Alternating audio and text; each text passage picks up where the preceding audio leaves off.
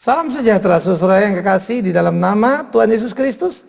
Kembali kita bertemu di dalam dimensi iman Kristiani. Menggali kebenaran dalam kejujuran, menyuarakannya, lepas dari suka atau tidak. Tapi selalu ingat, kebenaran memang menyakitkan, tetapi itulah yang menyelamatkan. Jangan manjakan telinga untuk didinabobokkan oleh berbagai ajaran-ajaran yang memudahkan kehidupan, padahal bukan Alkitab yang mengatakan. Awas, mari berkelahi dengan pikiran dunia, memenangkan pertandingan. Itulah kekristenan. Semoga kita menjadi umat yang setia. Kali ini kita akan memikirkan Sakeus, saudara, menggapai puncak suksesnya justru di kehilangannya. Apa kata Alkitab tentang Sakeus? Sebelum kita lanjut, mari kita berdoa. Kami bersyukur, kami berterima kasih ya Tuhan untuk cinta kasih-Mu dalam hidup kami, pemeliharaan-Mu yang nyata. Kami berdoa supaya kiranya Tuhan terus menolong kami, memimpin kami di tiap langkah. Supaya hidup kami menjadi hidup yang berkenan kepada Bapa. Melakukan apa yang menjadi kehendak Bapa untuk puji hormat bagi nama Tuhan saja. Karena itu berkati sertai kami di perenungan kami ya Tuhan. Dimanapun kami berada, nama Tuhan dipermuliakan. Dalam nama Tuhan Yesus Kristus kami berdoa. Amin. Saudara yang kekasih, Sakeus. Menarik tentang tokoh yang satu ini, karena mengingat Sakeus pada zaman Yesus adalah pemungut cukai. Dan pemungut cukai itu dicap sebagai orang yang paling payah dan orang yang bersalah. Di dalam peristiwa Lukas pasal 19. Ayat 1 sampai ayat yang ke-10. Demikian firman Tuhan. Lukas 19, 1-10, Yesus masuk ke kota Yeriko dan berjalan terus melintasi kota itu. Di situ ada seorang bernama Sakeus, kepala pemungut cukai, dan ia seorang yang kaya. Ia berusaha untuk melihat apakah Yesus itu, tetapi dia tidak berhasil. Karena orang banyak, sebab badannya pendek. Maka berlarilah dia mendahului orang banyak, lalu memanjat pohon ara dan melihat Yesus yang akan lewat di situ. Ketika Yesus sampai ke tempat itu, ia melihat ke atas dan berkata, "Sakeus, segeralah turun sebab hari ini aku harus menumpang di rumahmu." Lalu Sakeus segera turun dan menerima Yesus dengan sukacita. Tetapi semua orang yang melihat hal itu bersungut-sungut, katanya ia menumpang di rumah orang berdosa. Tetapi Sakeus berdiri dan berkata kepada Tuhan, "Tuhan, setengah dari milikku akan kuberikan kepada orang miskin, dan sekiranya ada sesuatu yang kuperas dari seorang yang akan kukembalikan 4 kali lipat." Kata Yesus kepadanya, "Hari ini telah terjadi keselamatan kepada rumah ini, karena orang ini pun anak Abraham, sebab anak manusia datang untuk mencari dan menyelamatkan yang hilang." Saudara-saudaraku yang kekasih di dalam Tuhan Yesus Kristus, ini bagian yang menarik kalau kita pikirkan. Bagaimana kisah Sakeus? Sakeus tinggal di Yeriko, dikatakan bukan? Yeriko adalah sebuah kota yang pada waktu itu menjadi tempat tinggal untuk orang-orang kalangan atas. Jadi pemungut cukai seperti Sakeus tinggal di Yeriko, ya kira-kira daerah Menteng kita lah begitu ya. Tetapi yang menarik saudara, ternyata di daerah Menteng itu juga banyak tinggal para imam-imam. Rupa-rupanya imam di zaman dulu pun sudah hobi untuk hidup kaya raya. Dan itu yang terjadi pada zaman Yesus. Maka ada kisah bukan yang sengaja Yesus centil gitu ya. Tentang ada seorang imam yang turun dari Yerusalem menuju Yeriko. Pulang ibadah mau ke rumah. Nah itu kisah Samaria yang baik hati. Ya. Nah jadi kita melihat di kota itu tinggal Sakeus. Nah kemudian saudara, Sakeus adalah dicatat sebagai orang kaya. Ya memang dia seorang pemungut cukai, dan pemungut cukai akan punya kesempatan. Bisa kaya dan kaya banget. Artinya kaya, ya memang pemungut cukai jujur saja pun bisa kaya kok. Apalagi kalau dia tidak jujur, ya kaya banget gitu loh. Ya, jadi amat sangat itu. Jadi pemungut cukai atau orang-orang pajak itu bisa kaya, bisa. Kaya banget bisa, tergantung dia jujur apa enggak. Jadi sejak dulu pun urusan bea cukai ini, urusan pajak ini urusan yang memang paling rentan saudara. Ya, jadi kalau zaman dulu itu ada orang dapat teritori namanya ya. Jadi dia yang mengatur perpajakan di situ. Nah, teritori ini lalu lintasnya dia yang nentuin. Jadi kalau setornya ke Roma misalnya 5%, dia naik 7%. Ya, suka-suka dia. Itu jadi kesulitan. Nah, maka orang-orang Israel itu paling benci dengan pemungut cukai karena dianggap menyusahkan saja. Mengambil keuntungan yang mereka anggap seenaknya. Padahal kan kalau 5 diambil 6% kan cukup. Apalagi kalau naik sampai 10% kan gila kira-kira gitu ya. Nah, Sakeus adalah tipe orang yang tampaknya cukup jujur karena memang menjadi menarik, saudara yang kekasih, apa yang dikerjakannya. Bagaimana kita bisa berasumsi dia cukup jujur, nanti kita akan temukan. Tetapi kita lanjut dulu sekarang. Sakeus sebagai pemungut cukai cukup dengan kehidupannya sehari-hari dan dia kaya, limpah. Daerah rumahnya daerah elit, uangnya cukup banyak. Nah, tetapi Sakeus, menarik dikatakan, sekali lagi Sakeus dan sekali lagi Sakeus yang pemungut cukai itu mendengar Yesus akan lewat dari kotanya dan dia dengan segera keluar dan ingin melihat Yesus. Tetapi rupa-rupanya Sakeus digambarkan sebagai orang yang pendek tetapi kaya. Maka sudah pastilah nggak mungkin Sakeus pakai baju yang murah, kan begitu. Pasti Sakeus pakai baju yang mahal. Nah, jadi saudara-saudara, pada waktu Sakeus pakai baju yang mahal, lalu kemudian orang datang, ya, dan kemudian memperhatikan apa yang terjadi, maka mereka melihat Yesus dengan berbondong-bondong, Sakeus terabaikan, maklum, pendek. Lalu apa yang dilakukan Sakeus? Dia manjat pohon ara, saudara. Ini memang pohon ara jenis yang berbeda. Pohon ara itu di Israel itu ada 3 tipikal pohon ara, begitu ya. Ada ara yang berbuah dan bisa dimakan, ada ara yang memang tidak berbuah, pohonnya besar. Nah, ini yang dipanjat oleh Sakeus. Ada juga ara yang buah, tapi ada buah yang bukan jenis, nggak bisa dimakan. Ya, seringkali disebut secara bahasa gampang ara hutan gitu ya. Nah, kemudian di dalam bagian seperti ini menjadi menarik. Bagaimana kemudian Sakeus memanjat? Bayangkan orang kaya pakaiannya branded begitu ya, manjat pohon. Iya kan? Apa ya? Kita bilang ini orang sakit jiwa kali ya. Masa gila apa ini? Ini orang kaya pakaian branded manjat pohon.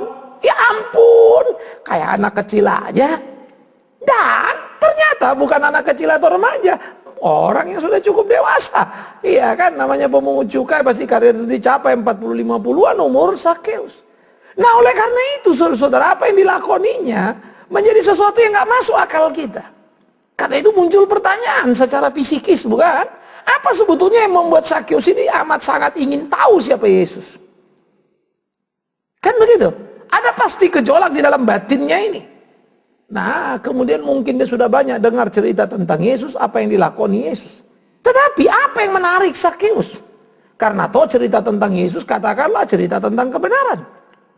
Dia melayani, kalaupun dia menyembuhkan dan seterusnya, ada hal-hal yang dilakukannya. Tapi yang menarik Sakeus ini apa? Sakeus punya segala-galanya. Dan tidak dikatakan Sakeus orang sakit sehingga dia disembuhkan, juga tidak. Sakeus dalam kecukupan, dalam kelimpahan, dalam kekayaan, mau melihat Yesus. Dan dia rela membayar dengan rasa aib, malu, hina, dan seterusnya. Uang dia punya, tapi siapa yang mau dibayarnya untuk bisa melihat? Kecuali pohon ara yang rela dipanjat. Dan kesanalah Sakeus pergi. Dia memanjat, dia merendahkan diri. Sekalipun dengan memanjat dia tinggi. Dia memanjat, dia permemalukan dirinya. Masa memanjat pakai baju yang mahal. Padahal orang yang melihat itu mungkin orang kebanyakan datang dari berbagai tempat juga begitu, bukan? Mengiringi Yesus ini. Jadi ketika itu menjadi menarik, maka Sakeus keluar dari pemukimannya. Ia ingin melihat Yesus dan memanjat pohon ara. Orang kaya manjat pohon ara. Untuk sebuah kebenaran, ia rela merendahkan dirinya, menghinakan dirinya. Untuk sebuah kebenaran, ia rela meninggalkan rumahnya, kenikmatannya, ia rela meninggalkan entah sedang apa dia, apa makan enak atau minum enak. Stop, dia pergi untuk kebenaran. Selalu menjadi pertanyaan menarik. Akankah kita temukan dalam zaman ini orang yang berani mengabaikan kezamanannya, comfort zone-nya untuk mencari kebenaran? Bergereja pun kita seringkali jadi salah. Sudah tahu misalnya satu tempat salah, mulut kita ribut kiri kanan. Ini beginilah, begonolah, apalah. Dan memang betul yang saudara bilang, yang saudara ributkan ada yang nggak beres. Tapi herannya saudara masih di situ terus. Kenapa? Comfort zone. Selama masih kepake, selama masih nyaman, kita ada di situ. Kita menjadi penipu-penipu besar dalam melayani Tuhan. Alasannya apa? Ya yang penting kita pelayananlah untuk Tuhan. Bagaimana mungkin kau bisa bersekutu dengan kegelapan? Itu gugatan Tuhan. Bagaimana mungkin kau bisa berkata kau melayani Tuhan, tetapi di tengah-tengah kebusukan? Wah, itu mengerikan nih.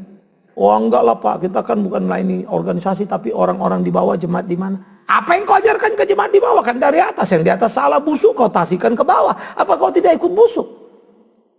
Sakeus melempatkan comfort zone-nya, lepas! Itu suasana gereja. Kalau kantor nyaman, nikmat. Kalau rumah sedap, enak, lepas! Dia pergi menemukan mencari Yesus.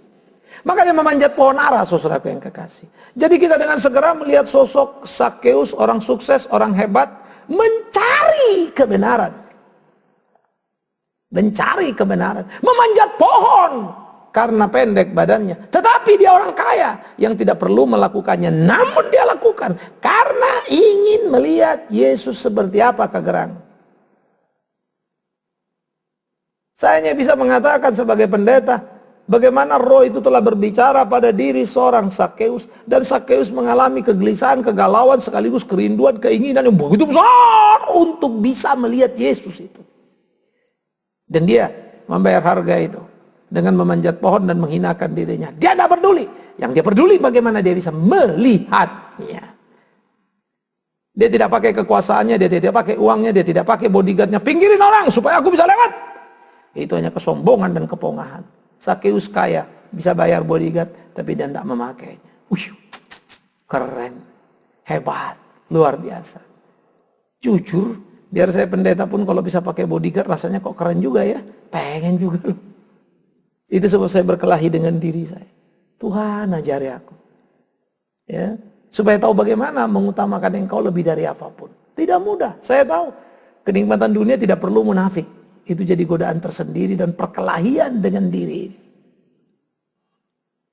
Tapi memahami Sakeus membuat kita terlena dan malu. Membuat kita terpana dan malu. Wih, kok Sakeus begini ya? Wih, kok Sakeus bisa ya? Wih, kok Sakeus orang kaya mau rendah hati ya? Wih, kok Sakeus yang bisa macam-macam, tetapi kemudian melakukan banyak hal yang penting dalam hidupnya. Wow, Sakeus memang luar biasa. Kan itu yang kita bilang, saudara-saudaraku yang kekasih.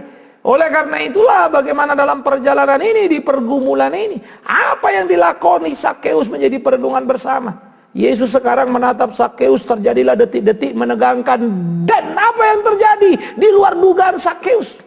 Yesus menatapnya dan berkata, Sakeus, turunlah, aku mau makan di rumahmu. Menjadi lagu anak-anak sekolah minggu yang terkenal. Ya, seringkali dinyanyikan kisah ini, tapi saya tidak tahu sejauh mana penghayatan terhadapnya. Sakeus, turunlah, aku mau makan di rumahmu. Maka Sakeus turun, saudaraku yang kekasih. Dengan hati gembira tentu, dengan segera dia merosot turun ke bawah cepat-cepat. Karena Yesus mau makan di rumahnya. Betapa amat sangat berbahagianya. Maka dikatakan Sakeus turun dan menerima Yesus dengan sukacita. Kenapa? Karena dia memang mau pengen lihat Yesus. Dan sekarang dapat bonus yang tidak diduga-duganya. Yesus mau makan di rumahnya. Bagaimana mungkin? Kalau dia tahu bisa demikian, pasti dia undang Yesus untuk makan di rumahnya. Dia orang kaya, apa susahnya? Tapi heran, Sakeus tidak memanfaatkan akses yang dia punya. Why? Ini yang perlu kita belajar, bukan? Kita diajarkan kepada sikap kerendahan hati yang luar biasa. Dilakukannya dengan dirinya, dan dia harus terhina karenanya, tidak mengapa. Dia turun. Maka dia sekarang menyambut Yesus dengan sukacita, makan di rumahnya. Itu yang dikatakan Alkitab. Tetapi ironis, ada banyak orang-orang Yahudi di sana, ada banyak orang-orang Farisi di sana. Melihat itu, mereka protes dan berkata, heran, dia makan di rumah orang berdosa. Loh, kenapa? Saudara-saudara, pemungut cukai bagi orang Yahudi, orang Farisi itu adalah orang berdosa. Ada beberapa kategori orang berdosa. Pertama, orang Samaria, entah berdosa entah enggak, dia label itu menempel. Orang berdosa. Maka Yesus cerita Samaria yang baik hati, jengkel, kesel. Yang kedua, yang paling parah, pemungut cukai. Entah Yahudi ke apa kayak itu, pokoknya itu orang berdosa karena jabatannya. Karena dia memungut cukai dianggap merugikan anteknya si Roma penjajah. Yang ketiga, pendosa itu siapa? Orang berdosa. Gembala karena kerjanya dianggap tidak jujur, seringkali menghilangkan domba-domba ini. Penyamak kulit karena kerjaannya dianggap najis, payah, dan beberapa bagian ke bawahnya yang sejenis. Jadi orang bisa berdosa karena status kesukuannya, karena jabatannya, karena pekerjaannya. Sakeus masuk orang berdosa yang dibenci. Karena apa? Pemungut cukai.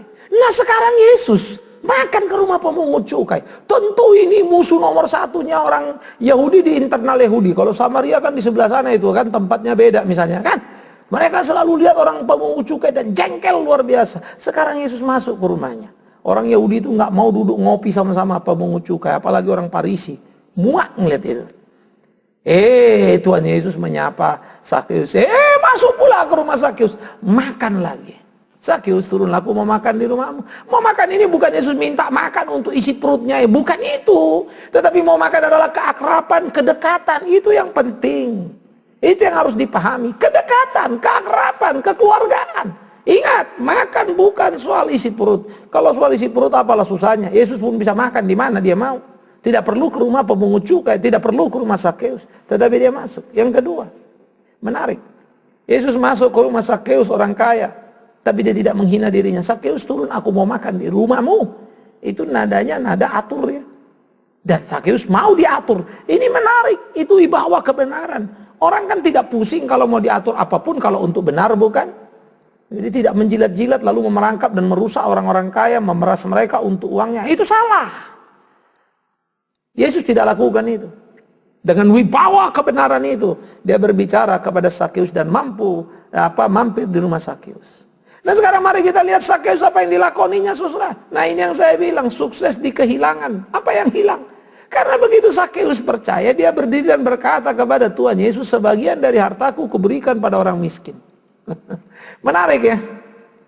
Yang biasanya kan kita suka kalau kita ngasih kembali 2 kali lipat, 10 kali lipat, apalagi 100 kali lipat kan. Saya pikir-pikir orang Kristen ini serakahnya setengah mati kadang-kadang. Ya kenapa saudara? Lah ya coba pikir, kalau kamu kasih 10 perak, lah kalau kembali 100 kali lipat, 100.000 perak bukan? 100.000 perak itu dari 1.000 berapa persen itu? 2 kali lipat aja 100%, 100 kali lipat berapa itu? Maka orang paling kaya di seluruh dunia di kolong langit ini udah pasti orang Kristen ya. Nggak usah punya perusahaan besar-besar karena datang berkali lipat nanti baliknya itu. Iya tak? Tapi ternyata Yesus bukan orang paling kaya. Rasul-rasul bukan orang paling kaya. Kalau nggak boleh dibilang yang paling miskin. Enggak. Dan Sakeus tidak dapat berkali-kali lipat karena dia memberi. Justru hilang separuh. Tapi kenapa bisa begitu? Karena sukacita. Bedalah kalau kau mengerti kasih Allah, merasakan sukacita Allah, maka apapun hidupmu pasti kau tenang saja mengeluarkannya. Dan kalaupun tidak kembali, bukan itu mimpimu. Karena sukacita pada hatimu jauh lebih besar dari apapun. Uang mana bisa beli sukacita? Iya kan? Bodoh sekali kalau kita berhitung dengan angka dalam keimanan kita. Berhitunglah dengan nilai kekal, dengan rasa yang abadi, kesukacitaan. Itu hitungan kita. Mestinya itu yang kita pikirkan. Maka Sakeus memainkan peran yang sangat luar biasa. Separuh harta dia berikan, separuh harta dia persembahkan, dan dia tidak mimpi kembali 2, 3, 4 kali lipat. Tidak, bahkan dia berkata, kalau ada orang yang kutipu, ku kembalikan 4 kali lipat sesuai peraturan hukum Taurat. Ya kalau benar-benar dia penipu, ya habislah. Separuh saja sudah dibalikkan ke orang miskin, bukan? Lalu orang datang, kau tipu 4 kali lipat, habislah dia. Ya. Tapi kemungkinan tadi Sakeus memang pemungut cukai yang tergolong jujur, sehingga memang dia tidak banyak cuang tipu. Tetapi tetap saja dia pemungut cukai yang dibenci orang Farisi. Itu. Nah oleh karena itu saudara-saudaraku, Paulus kehilangan separuh hartanya, Sakeus kehilangan separuh hartanya, tapi Sakeus bersukacita. Bingung ya? Karena apa? Ia mengerti kebenaran. Jadi yang membuat kita sukacita itu bukan soal kasih persembahan kembali 100 kali lipat dan seterusnya. Kalau itu semangatmu, itu mentalmu, maafkan aku kalau aku mau berkata, emang tidak cukup berkat Tuhan dalam hidupmu sampai kau berteriak untuk supaya itu kembali lagi? Emang apa yang kau punya itu datang dari mana? Bukan dari Tuhan apa? Seluruh milik kita milik Tuhan, 100% punya kita punya Tuhan. Mau apa hitung-hitungan sama Tuhan? Saya selalu ingatkan doa Bapak kami, berilah kami rezeki kami yang secukupnya untuk hari ini. Makanan yang secukupnya untuk hari ini. Semangatnya hebat ya, secukupnya. Sekarang kita mau memberi persembahan itu soal makanan, minum itu. Masa soal persembahan kita terus minta tidak secukupnya tapi berkali-kali lipat itu. Alkitab ajarkan, Alkitab tidak pernah ajarkan itu.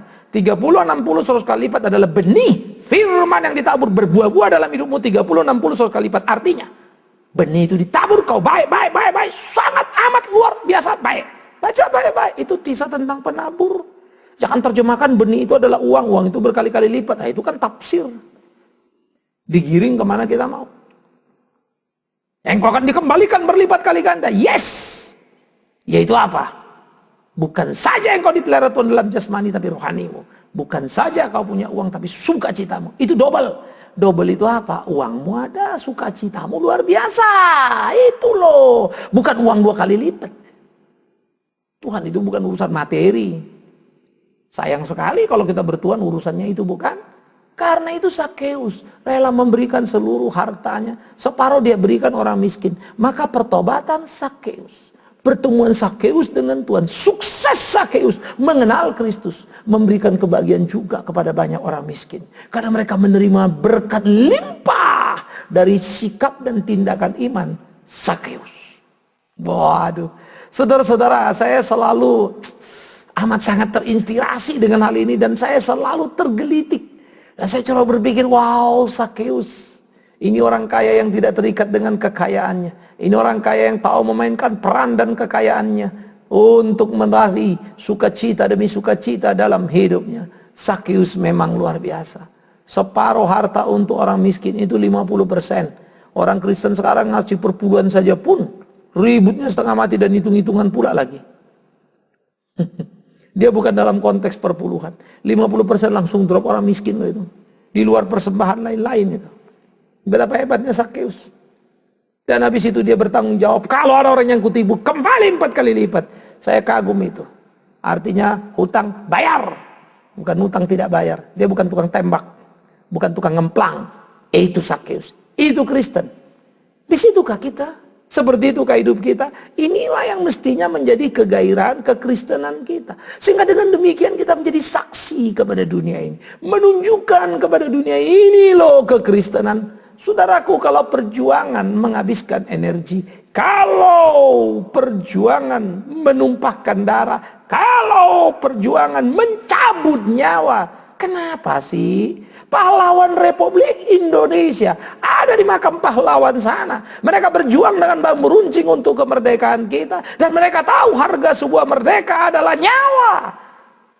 Mereka nggak bicara agama, mereka bicara bangsa. Lebih-lebih lagi kita ini, lebih-lebih lagi anak Tuhan ini, lebih-lebih lagi kita yang mengabdi kepadanya. Mestinya lah, sudah semestinya dan sudah seharusnya kita lebih dan lebih berani lagi, bukan?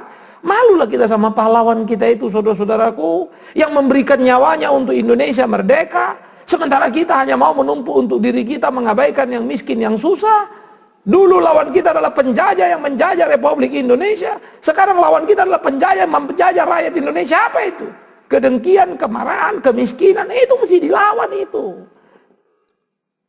Bagaimana memerangi kemiskinan ini? Menolong mereka. Saya selalu bersyukur ya, dan merasa punya hak bicara. Membuat sekolah di pedesaan yang mengikat kaki ini dalam pelayanan. Menolong anak-anak desa itu untuk bisa menikmati pendidikan lebih tinggi, itu kita lakoni. Dan saya bersyukur ketika Tuhan menggerakkan itu 10 tahun lalu dan digarap sampai sekarang. Saya bersyukur karena Tuhan baik. Memperkenankan saya menikmati pelayanan yang sejati itu. Walaupun ini jadi mengerus kesempatan untuk menumpuk uang. Kesempatan untuk tambah uang. Terpaksa harus keluar uang, bukan? Karena saya bahagia.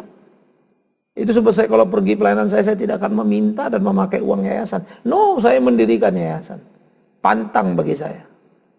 Kemanapun saya pergi untuk pelayanan ke daerah sekalipun, saya biayai tiket saya sendiri. Dan saya tidak mati kelaparan. Saya tidak kekurangan. Itu sebab kalau saya mau kaya, gampang kan? Tinggal switch saja pelayanan yang mengeluarkan uang, ya jangan keluarkan. Ya uang otomatis tambah, bukan? Itu matematikanya. Tapi Akankah saya bahagia? Akan saya menikmatinya? Nanti dulu, tidak percaya saya itu. Tetapi yang saya tahu, kalau saya melayani Tuhan sungguh-sungguh, melakukan apa maunya Tuhanku itu, maka hidupku akan digaransinya, hidupku akan diberkatinya. Bukan dengan tumpukan rupiah itu, tapi bahagia itu, kehormatan itu. Sakeus mendapatkannya, yes. Memang dia kehilangan 50% dari uangnya, kekayaannya, tetapi sukacitanya tidak terbilang. Itu menjadi amat sangat mengagumkan. Saudara-saudaraku yang dikasihi oleh Tuhan Yesus Kristus, camkanlah, pikirkanlah, renungkanlah, mainkanlah peranmu dalam kehidupan ini untuk kau menjadi laskar yang tangguh itu. Supaya sungguh-sungguh semua yang kita kerjakan untuk kemuliaan namanya. Bukankah itu menyenangkan? Sakeus sudah menggapai sukses di kehilangannya. 50% dari hartanya diberikannya. Dan dia berani, kalau dia hidup tidak jujur ada yang ditipunya, 4 kali lipat dikembalikannya. Hebat ya. Artinya apa? Dia sudah memberikan separuh. Dia bukan saja memberikan rupiahnya, tapi mental dan moralitasnya. Sekarang saya silakan dicek. Kalau ada yang saya tipu, saya balikin. Itu moral sosial yang hebat itu. Moral sosial yang hebat itu. Ya. Saya pikir di Indonesia langka ya orang yang memberi personal garanti. Seorang pengusaha besar pernah melakukannya, personal garanti. Sehingga dibangkrutkan sebetulnya dari jayanya. Ini problema politik di waktu lampau.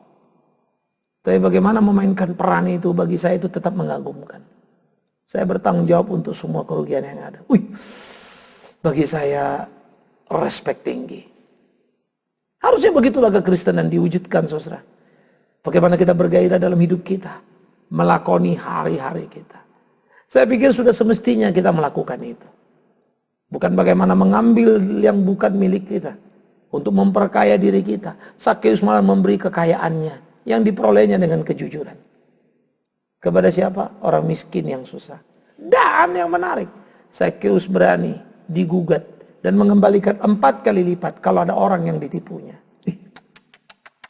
Jadi bukan soal memberi saja loh ya, tapi moralitasnya. Banyak orang memberi supaya disebut baik, banyak orang memberi supaya dikenal baik, banyak orang memberi supaya dapat fasiliti, banyak orang memberi untuk tujuan pribadi. Tapi Sakeus memberi karena sukacita ilahi dalam hidupnya, karena menemukan kebenaran. Semoga saudara saya, kita semua mengalami hal yang sama.